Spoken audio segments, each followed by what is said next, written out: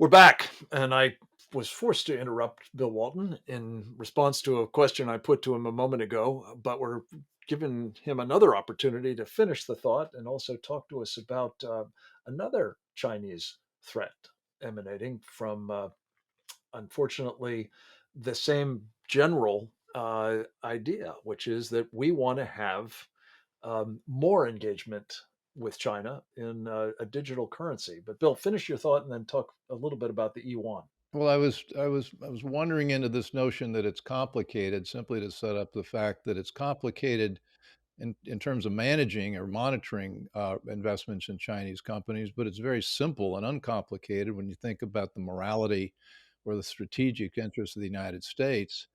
And the Thrift Investment Board has basically said, gee, guys, the Morgan Stanley Index has got 6,988 companies in it, and we're not sure which one of them are doing business with China, and it's going to be very complicated to figure this out.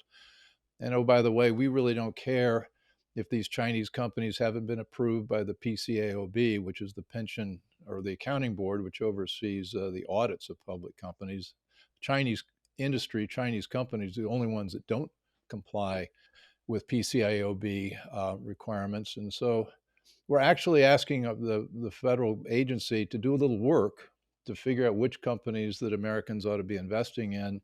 And fortunately, we've written the letter, we've calling them on it, and they have to respond, I think, positively to what we're asking. It's something that Trump put in place, but it's also something that Biden followed up with just a year ago, and so even the Biden administration sees that this is a real threat to America.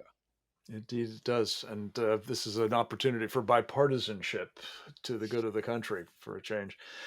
Bill, let me ask you quickly. Kyle Bass, another member of our Committee on the Present Danger of China, had a fantastic interview. I mean, really one of the best I've ever seen with Jan Yakutelek of Epic Times.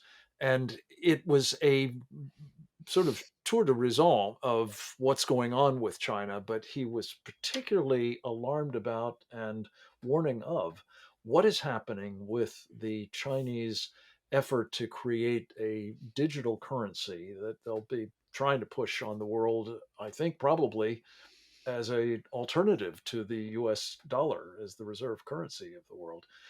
Uh, can they pull that off? And do you share Kyle Bass's concerns? Well, I share his concerns, and can they pull it off depends on how alert we are to what they're doing. And I think by talking about it now is the right approach. The Chinese yuan is not really used in any kind of trade because people don't trust the Chinese banks to preserve its value.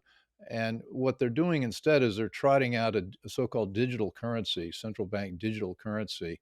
And this is something that almost 80 countries are working now to put in place, including our own Federal Reserve Board. Now, you say digital currency. Well, isn't that a lot like my ATM card or whatever?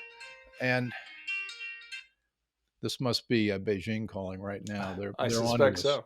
Um, it's not like your ATM card. It's not just a simple digital transaction. What they do with this is they actually collect a lot of information about who has the account. They get your social security number or whatever the ID number is in China right now. They've got your address. They've got what the transaction's about. They have all your personal data linked to this currency, and that's extremely attractive to the Chinese. I mean, for example, and Kyle points this out, if Americans hold this currency, this digital currency, and they're tracking all this information, China is, they can find out who's running out of money and whether they've got issues with their marriage, maybe a divorce, something like that. And the Chinese can use that information to go to people who are in times of stress and co-opt them. And we've seen that happen in our research institutions and universities around the country already, not with the currency, but just with flat cash. Yeah, no, exactly right. This whole elite capture business is Yeah, Peter one of Schweitzer. the applications of this kind of uh, data mining, data manipulation, data utilization. Um, I concur, and I think you do too, with Kyle's general assessment that this is a very dubious idea and it ought to be Well, resisted. I agree we ought to be with you about your awareness. not alert just to the Chinese effort to do this, but all governments' efforts to do it, Amen. because As I mentioned last week, there's this libertarian notion we'll have digital currencies that are free from the state interference. That's not the case. The states are very interested in controlling this new technology.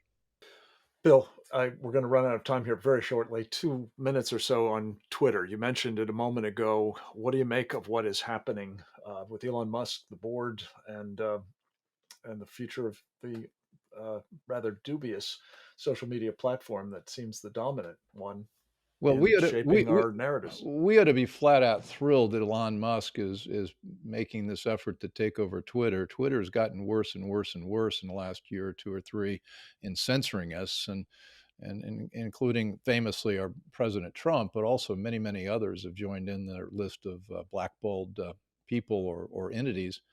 Uh, but like everything else, it's I hate to use this word, Frank, it is complicated because while Elon is worth $350 billion, he's offered roughly 45 billion, I think 43 billion for Twitter. He doesn't have the cash. He has equity in his companies, and that's not ready cash. And so he has to line up financing. And he offered roughly $54 a share. As of the open this morning, the market's it's about $45 a share, and that normally means that the market's skeptical that he'll be able to bring the deal off. One of our fantasy dream teams, though, is that he somehow teams up with Peter Thiel, who he co-founded PayPal with, and they both did very well from that. And I believe they're kindred spirits in many ways. They would join up to beef up this offer. He'll need partners, but if you care about speech, if we get a level playing field with Twitter where all views can be shared, this would be a massive blow for freedom. And I'm fully in support of what Elon's doing.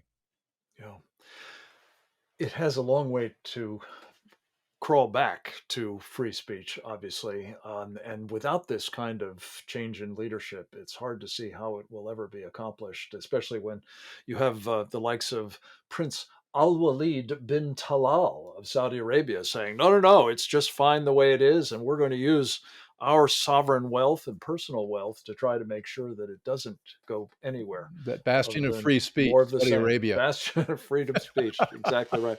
Bill, we have to leave it at that. Thank you, my friend. Great talking with you as always. We'll do it Okay. again next See you, week. Frank. Thanks to all of you for joining us for this edition of Securing America. Come back to us again tomorrow, if you would. Same time, same station. Until then, go forth and multiply.